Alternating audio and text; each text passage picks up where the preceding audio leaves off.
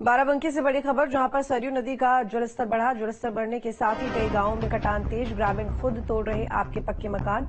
नदी की धारा बदलने से किनारे पर बसे कई गांवों में कटान। ग्रामीण सुरक्षित ठिकानों की ओर कर रहे पलायन। तो बड़ी जानकारी आपको दे रही है बाराबंकी से, जहां पर सरयू नदी का जलस्तर बढ़ा।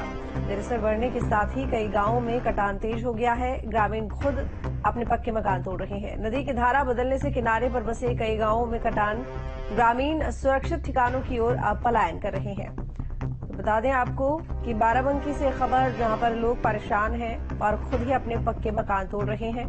नदी की धारा बदलने की वजह से जो किनारे पर मकान बने हुए हैं उन पर खतरा मंडरा रहा है। सरयू नदी का जलस्तर एक बार फिर से बढ़ गया है। जलस्तर बढ़ने के साथ कई गांवों में कटान भी तेज हो गया है। ग्रामीण खुद अपने पक्के मकान तोड़ रहे हैं। अजयपाल हमारे साथ में जुड़े हुए हैं। अजयपाल, बाराबंकी में लोग परेशान हैं क्योंकि सरयू नदी का जलस्तर एक बार फिर से बढ़ा है और जलस्तर बढ़ने से जो किनारे पर घर बने हुए हैं वो लोग अपने पक्के मकान खुद तोड़ रहे हैं। धारा भी बदल गई है जिसकी वजह से कई दिक्कतें लोगों के सामने। क्या कुछ माहौल, क्या मंजर वहां पर देखने को मिल रहा है? क्या क्या परेशानियां लोगों के सामने?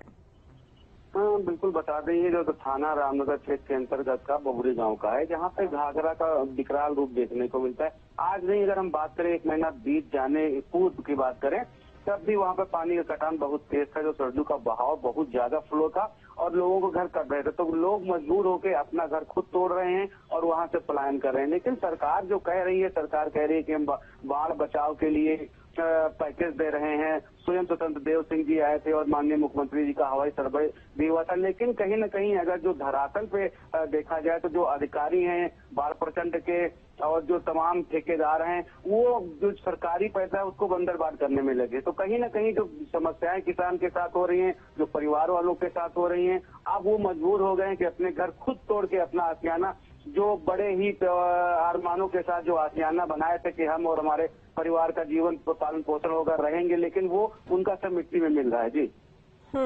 अब प्रशासन की तरफ से क्या कुछ इन लोगों को सुविधा दी जा रही है?